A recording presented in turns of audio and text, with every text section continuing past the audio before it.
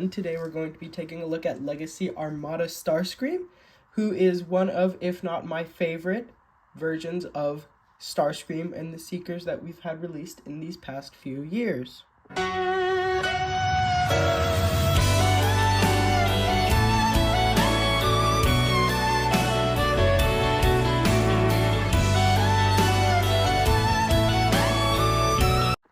And back to the Starscream that this video is about.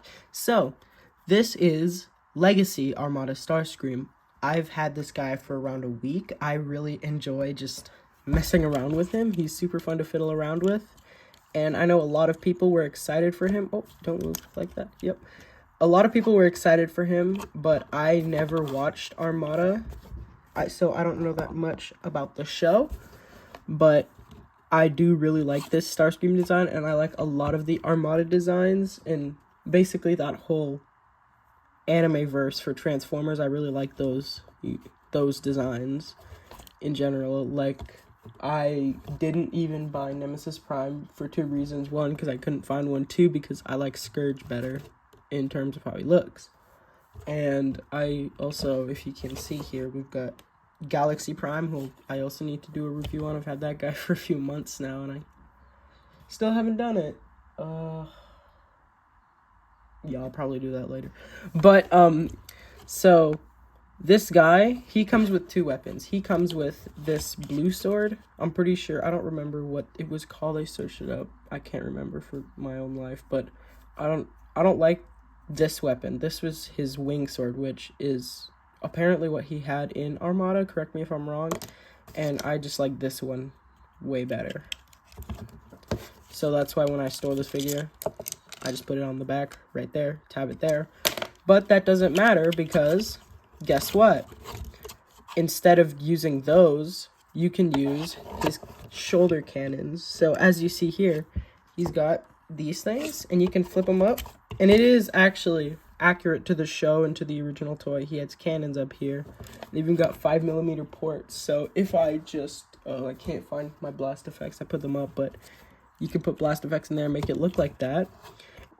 But also, if you are a collector who doesn't have too much room in his collection, what you can do is you can take the figure, fold this up, fold these down, and you've got a more compact but less accurate version of Armada Starscream.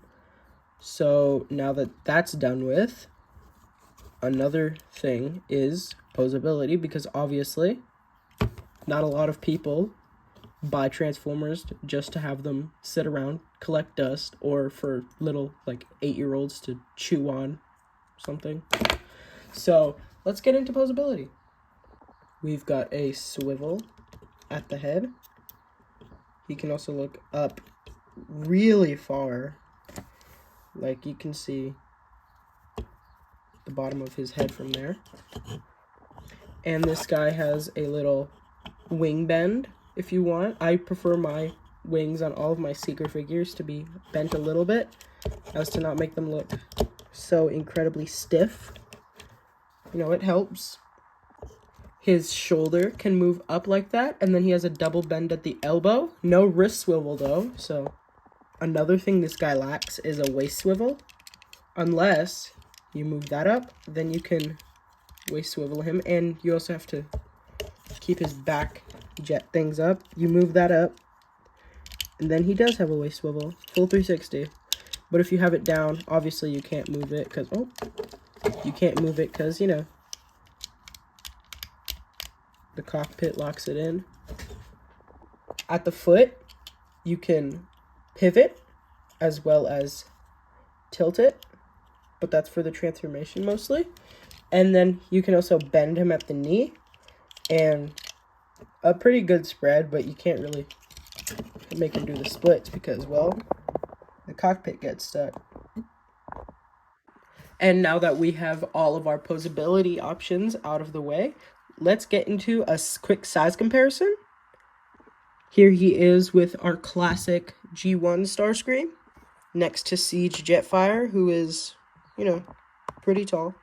And here he is next to MP10.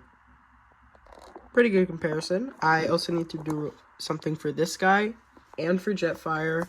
So, you know, got a few more coming up. But now that we have our posability and our comparisons out of the way, let's get this guy transformed. Now, here we have Legacy Armada Starscream in his vehicle mode. I definitely would have loved this when I was younger. This jet would be something that I would have drawn in school, it looks like, and it's pretty cool, pretty awesome. You can also take his weapons and store them over here under that, but it looks quite odd, so I was supposed to toss that farther. Toss it to the side and leave it there.